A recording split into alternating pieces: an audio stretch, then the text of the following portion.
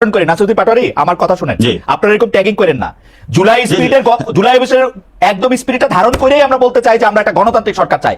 আপনারা ক্ষমতা আসেন, বিএনপি কে বাইর করে দেন 100 বছরের জন্য, এটা আমরা চাই, কিন্তু ভোট নিয়ে আসেন। হ্যাঁ সেটাই, আমরা ভোটে যাব, কিন্তু ভোটের মধ্যে সেই জায়গাতে আমরা আওয়ামী লীগের কোনো পুনর্বাসন দেখতে, আওয়ামী লীগের পুনর্বাসনের কথা করতে আসলো, আপনারা নির্বাচন করবেন, আওয়ামী লীগ ইলেকশন করতে দিয়েন না, নিষিদ্ধ করে দেন। তাহলে আওয়ামী লীগ প্রশ্নে তাহলে বিএনপির অবস্থান ক্লিয়ার করুক, জাতি তার অবস্থান ক্লিয়ার করুক, সেই জায়গায় কিন্তু আপনারা ক্লিয়ার না হয়, মানে সরকারে বলেন আওয়ামী লীগকে নিষিদ্ধ করে দিতে, সরকারে বলেন আওয়ামী লীগকে নিষিদ্ধ করে দিতে, বিএনপি কি করবে? ভাই এখানে হলো আইনজ্ঞ একজন ব্যক্তি রয়েছেন এবং আপনিও বেশ ভালো পড়াশোনা আছে, আপনি যদি ডিরেক্টলি যেমন ছাত্রলীগকে নিষিদ্ধ করা হয়েছিল উইদাউট এনি কমিশন, তার কোনো বিচার প্রক্রিয়ার মধ্যে কিন্তু সে আসে নাই, আপনি যদি আওয়ামী লীগকে এভাবে নিষিদ্ধ করেন উইদাউট এনি বিচার, সে কিন্তু কোনো কমিশন গঠন ছাড়া আপনি একটা দলকে নিষিদ্ধ করে দিলেন, করেন কমিশন গঠন, কমিশন গঠন করেন।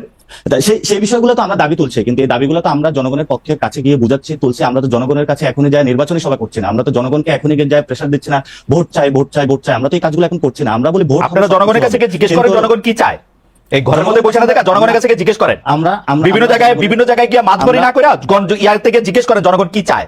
আমি এটা পলিটিশিয়ানদের আমরা দেখতেছি আপনারা বিভিন্ন জায়গায় সালিশ করতেছেন, বিচার করতেছেন, কে দিছে আপনাদের এইগুলি করতে কথা? হ্যাঁ সেটাই আসছে, আমরা জনগণের কাছে যাচ্ছি এবং জনগণের কথাগুলোই মানুষের সামনে তুলে ধরছি। যদি জনগণের কথাগুলো আমরা তুলে না ধরতাম তাহলে হয়তোবা আমরা আজকে পর্যন্ত ওই জায়গা থেকে বিএনপির মতন রুমে যাই। যদি আওয়ামী লীগের যে যারা ডিরেক্টলি খুনের সাথে ইনভলভমেন্ট ছিল তাদের যদি আপনারা বিচার প্রক্রিয়ার মধ্যে নিয়ে না আসেন, তাহলে সেই আওয়ামী লীগরা, আপনাদের ধারণা যে বিচার প্রক্রিয়ার মধ্যে বিএনপি আসলে বিচার প্রক্রিয়ার মধ্যে ওদের নিবে না? বিচার প্রক্রিয়ার মধ্যে যদি বিএনপি আসে, বিএনপি তো আওয়ামী লীগের সাথে সেই জায়গাটায় তাদের কানেকশনটা বিল্ড আপ করতে চাচ্ছে, কারণ ওল্ড সিস্টেমের সাথে তাদের সেই কারণ বিচার প্রক্রিয়া আপনি কেমনে করবেন? একটা ট্রাইব্যুনাল গঠিত হয়েছে, সেটাই আমি বলছি। আপনারা সরকারের থাইকে এটা করতে হবে, এটা কেমন কথা? দেখুন, আমরা জাতীয় নাগরিক কমিটি কিন্তু সরকার নয়, সরকারটা কিন্তু অংশগ্রহণ বিএনপির রয়েছে, সবগুলো মানুষের অংশগ্রহণ রয়েছে, এটা আপনারা সরকার, সকলেরই সরকার। এই সরকার বিচার প্রক্রিয়ার মধ্য দিয়েই যদি সরকার, আমি মনে করি ব্যবস্থা আমার ম্যান্ডেট নাই যে আপনি মনে করতে না পারেন, হয়তো আপনি জুলাই গণঅভ্যুত্থানের সেই স্পিরিটকে ধারণ না করতে পারেন। জুলাই গণঅভ্যুত্থানের স্পিরিট ধারণ করে বলেছে 16 ডিসেম্বরকে তিনি বিজয় দিবস মানেন না।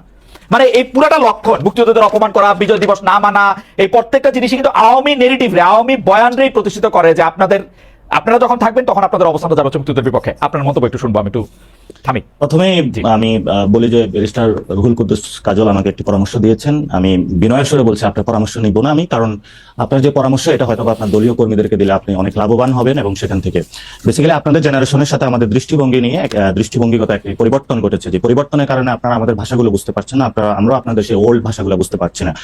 সেকেন্ড, বারবার নির্বাচনের তারিখ জানতে চাইলে আপনারা দাবি করছেন যে জুলাই আন্দোলনের স্পিরিটে নির্বাচন বড় বিষয় না। তবে বড় বিষয়টি তবে কি? আমি তো মনে করি যে গণতন্ত্রের ক্ষেত্রে নির্বাচন ছাড়া আর বড় বিষয় কি হতে পারে? At the end of the day এই সরকার হচ্ছে অনির্বাচিত, এই সরকার জনগণের ম্যান্ডেট প্রাপ্ত সরকার না।